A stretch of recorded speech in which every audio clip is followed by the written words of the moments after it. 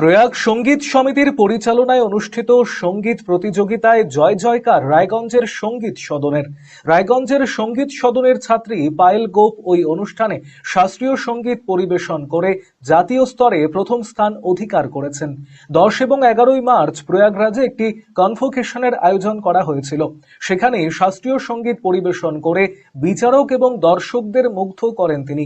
তার বাড়ি রায়গঞ্জ শহরের সোহারই মোড় এলাকায়। শুরু থেকেই নাচ এবং গানকে ভালোবাসেন তিনি। ভবিষ্যতে নাচ গানকে নিয়ে এগিয়ে যেতে চান।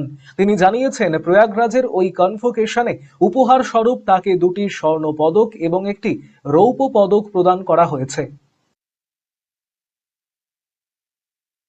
আমি প্রয়াগরাজ প্রয়াগ সঙ্গীত সমিতি থেকে ক্লাসিক্যাল মিউজিক অর্থাৎ শাস্ত্রীয় সঙ্গীতের যে প্রভাকর পরীক্ষা অর্থাৎ BMUSে সর্বভারতের মধ্যে প্রথম স্থান অর্জন করেছি।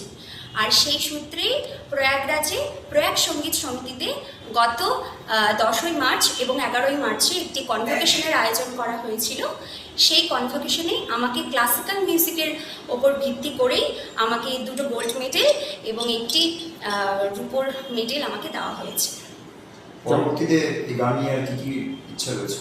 অবশ্যই গান নিয়ে ইচ্ছে রয়েছে। নাচ গানটাকে ভীষণ ভালোবাসি, তাই একটা তো নাচ গানের প্রতি একটা আলাদাই টান রয়েছে, উচ্চাকাঙ্ক্ষাও রয়েছে। তাই পরবর্তীতে আমি নাচ গান নিয়ে এগিয়ে যেতে চাই।